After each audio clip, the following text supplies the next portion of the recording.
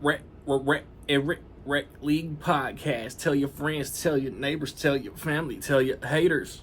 Available on Podbean, Google Podcasts, Apple Podcasts, Radio Public, Good Pods, Pocket Cast, Breaker, and Stitcher. At Rec League Podcast on Facebook, YouTube, Instagram, TikTok, Threads. At Rec League Pod on Twitter. Episode 150 coming soon. Yo, whether you watching this from Facebook, Twitter, click the link in my Instagram or YouTube itself. What up, world? I just watched Mufasa, The Lion King. It is the prequel with sequel elements to 2019's The Lion King. It stars the voices of Aaron Pierre, Kelvin Harrison Jr., Mads Mikkelsen, Lenny James, Thandie Newton, Blue Ivy Carter, Beyonce, Seth Rogen, Billy Eichner, John Candy, Anika Nani Rose, Tiffany Boone, and Keith David. I think I forgot a couple names. I was trying not to. It's directed by Barry Jenkins, who directed Moonlight, If Beale Street Could Talk, and I feel like he has one more feature that I haven't seen, and the title just isn't coming to me. This is the story of how the cub Mufasa became Mufasa. I want to preface all my complaints by saying this is a good movie. This is a good movie. But I hate when a studio takes a pre-established property and then freestyles their own story just to make another cash grab installment in a franchise. Like, it's The Lion King, you know what I'm saying? It's Hamlet. You could do the live action remakes because that's what Disney is doing. But then, they did it with Maleficent, didn't they? It's like, I think Beyond Alice, Beyond the Looking Glass, Behind the Looking Glass, Through the Looking Glass. Alice Through the Looking Glass is already like pre-established literature. But there was never like Mufasa's origin.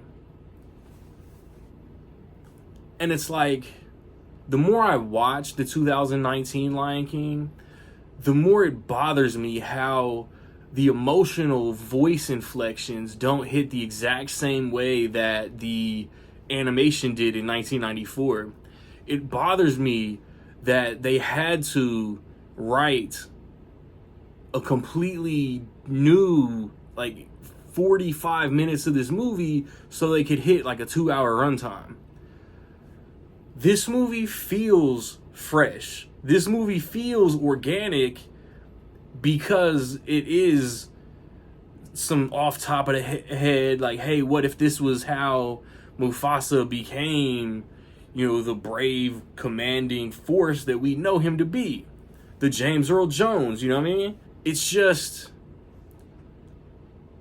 the characters that I know and the characters that I love, I feel like wouldn't do or be in any of the situations that they are in this movie. But like, I feel there are nods and winks to like Lion King 2 Simba's Pride. There are things like the characters that we know, like if we're going off this, like this is canon to 2019. This movie is not canon to 1994. That's just like my fandom. Like the Lion King, the original 1994 Lion King is my favorite Disney animated movie of all time. Arguably my favorite animated movie of all time. And it's just, I'm not taking this story as canon to the original animation. But canon to Scar is a character, and it's cool the way him and Mufasa unite. the way they grow, but I don't see the decisions that he made building him into the Scar. No, Mufasa, don't turn your back on me. Like, if he said that to Mufasa in the movie, in the 2019 movie, Mufasa already knows that the decisions that he made because of Mufasa the Lion King. So, like, and there are winks and nods to the upcoming movies, and like elements of it remind me of Transformers 1, and just, I don't know, it's I think some plot points to this movie are contradictory to the story that we know. Timon and Pumbaa are really the source of the comedy, but they're not in it enough to call this movie funny. I thought Blue Ivy was good as Kiara. I haven't seen, well, the ending references other Lion King lore, and it's like those references, like, you could have had Simba in it at the beginning, and then you could have had Rafiki breaking down the story, taking it to the flashback, and then you didn't need shit else. Like, all the sequel elements to this are kind of pointless if they're not gonna make a proper, like, live action Lion King 2. But also, they wouldn't, with what they just did, I don't see them retelling Simba's Pride. I really don't know. Like, part of me feels like this is better than 2019. Part of me feels like it's just as good.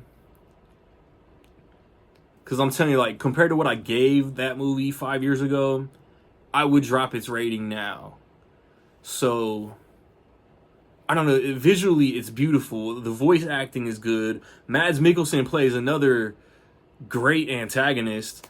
I think my favorite song was with Simba was with Mufasa and Sarabi.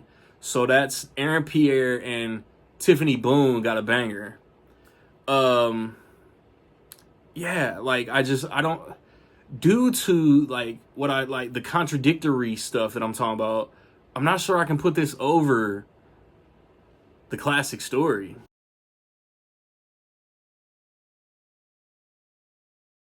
So with all that being said, I will say that in my opinion, Mufasa the Lion King is almost dope. Have you seen Mufasa the Lion King, man? What you think? Positive, negative, somewhere in between? Let me know. I recently put up a review for Kraven the Hunter. Tomorrow, I'm going to watch and review Sonic the Hedgehog 3. Hopefully, sometime around, a little before, a little after, right on Christmas Day. A Complete Unknown, Nosferatu, The Fire Inside. I don't want to commit to any of those 3 reviews, but I'm going to hopefully get to do at least one. Top 3 fourth quarter movies video coming. Top 10 favorite movies of 2024 coming. Most anticipated movies of 2025 coming. Complete Blu-ray collection update coming. Same deal, Rec League podcast. We're gonna have a Christmas discussion in the next few days, and then end of the year top 5 from a bunch of friends. On the first, top 5 most anticipated from a bunch of friends. Be on the lookout for all of that, man. Like, subscribe, comment. Find me where you find me, man. Don't know where to find me? Watch these credits. Peace.